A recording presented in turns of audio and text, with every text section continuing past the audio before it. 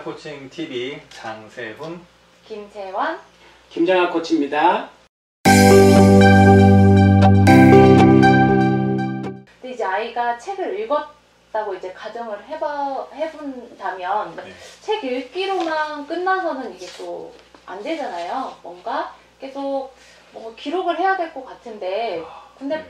얘가 또 글 쓰는 건 또 싫대요. 요즘 보면은 내가 읽은 책들도 뭐 네. 포트폴리오처럼 네네네. 모아놓는 학생들도 만들어야 되기도 하고 네. 이제 그런 능력이 이제 고등학교 되면 더 중요해지는데 이걸 어떻게 하면 이제 초등학교 때, 중학교 때 글쓰기에도 어떻게 하면 재미를 좀 느끼게 할 수 있을까 이런 게 좀 궁금하거든요. 아이들이 책도 싫어하지만 네. 책 읽는 거보다 한 10배쯤 더 싫어하는 것이 글쓰기입니다. 어머님들은 매우 좋아하고 꼭 시키고 싶은데 아이들 정말 싫어하죠. 네. 우리가 독서 감상문이라고 이야기합니다. 책 읽은 다음에 쓰는 것들. 그래서 아이들이 왜 이렇게 글 쓰는 걸, 독서 감상문 쓰는 걸 싫어할까?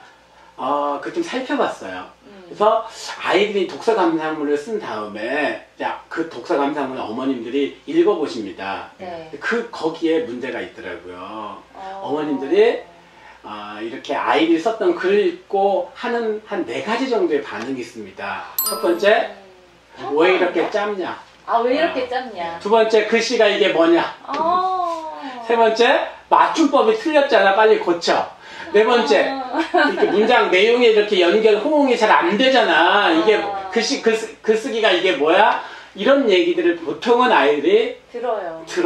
네. 그런 이야기를 듣다 보니까 쓰고 나면은 또 엄마한테 이런 얘기 들을 텐데 그러니까 이제 글쓰기를 정말 싫어합니다. 네. 근데 이것이 첫 번째 이유지만 이거보다 더 본질적인 이유가 있어요. 뭘까요? 왜냐면 내가 뭔가를 하고 나서 본인이 그거에 대한 성취감이나 성장이 일어나야 되는데 글쓰기를 한 다음에도 성취감을 느끼지 못하고 성장이 일어나지 않는 것이 더 큰 이유입니다. 자기가 글을 썼으면 글쓰기를 계속하면은 글쓰기 실력이 늘고 좋아져야 됐겠죠? 네. 그런데 좋아지지 않더라는 겁니다. 왜 그럴까요? 궁금하시죠? 그게 더 신기한데요.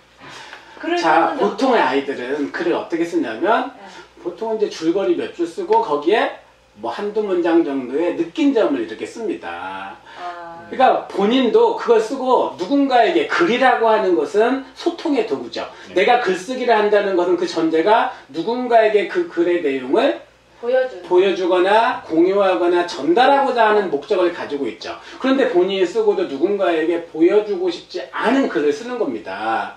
그러니까 쓰긴 쓰지만 성장이 일어나지 않는 거예요.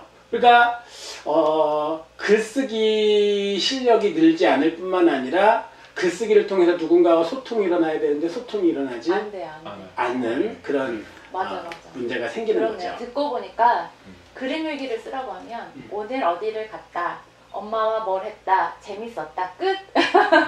이런 거가 딱 생각나네요. 네. 이 시대가 필요라는 인재상 가운데 창의, 융합, 통찰 이런 이야기를 좀 드렸습니다. 그러면 창의력, 남들이 생각하지 못하는 걸 생각하는 능력 이렇게 생각하는데 그보다 훨씬 더 중요한 게 있어요. 창의력의 핵심적인 내용 가운데 반드시 이제 들어가는 내용 가운데 하나가 뭐냐면 내가 어떤 지식이나 정보를 가지고 있는 게 아니고 그 가지고 있는 것을 활용하고 운용해서 가치를 생산할 수 있는 능력이라고 말할 수 있거든요. 그러니까 내가 책을 읽었어요. 책을 읽은 다음에 머릿속에 뭔가가 들어왔겠죠. 근데 들어와 있는 그 지식의 양이, 그 정보의 양이 중요한 게 아니고 그 지식과 정보를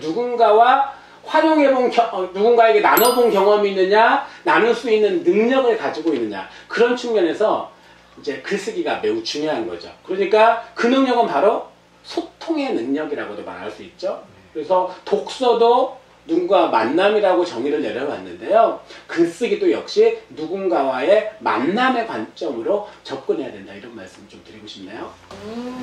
독서 하면은 작가와의 만남은 일단 있는 거고. 그렇죠. 그러면 이제 글쓰기를 하면은 내 글을 통해서 또 누군가가 나와 만남을 또 그쵸. 네, 그렇죠. 몇 번- 읽는 사람이 읽는 있으니까 사람이, 우리가 보통은 이제 읽는 사람을 독자와의 독자라고 하니까 네.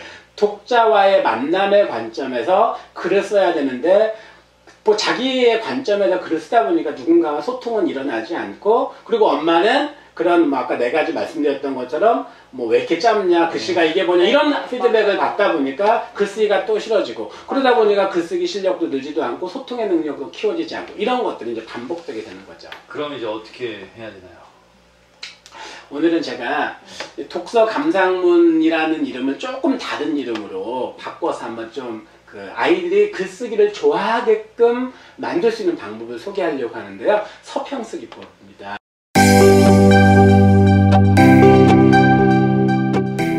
서평쓰기 훈련을 통해서 아이들의 커뮤니케이션 능력을 어떻게 키워줄 수 있을까 이런 관점으로 서평쓰기 9단계라는 걸 좀 말씀을 드려보도록 하겠습니다. 9단계.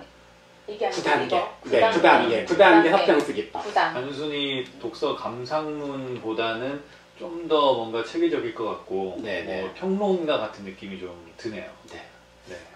서평은 이렇게 독후감하고 다르게 뭐냐면 이렇게 누군가한테 권하는 내용을 좀 들어간다는 게 서평이라고 하더라고요.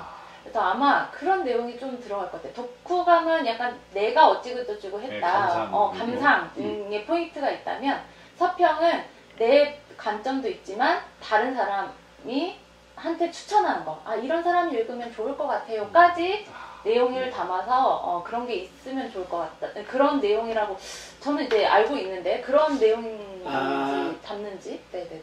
그 독서라고 하는 것은 네. 정보를 입수하는 것이잖아요. 네.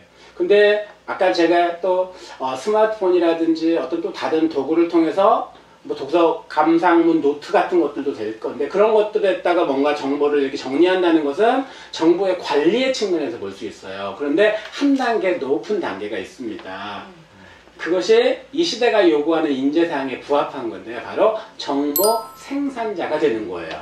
그럼 정보 생산자는 무엇이냐? 정보 생산자는 내가 정보를 가지고 있는 것들을 내가 만들어 놓은 정보들을 누군가와 나누거나 공유하거나 전달할 수 있는 상태로 만들어서 이렇게 요즘은 그렇게 나눌 수 있는 통로들이 많죠. SNS가 될 수도 있고 아니면 블로그일 수도 있고 아니면 유튜브일 수도 있고 네.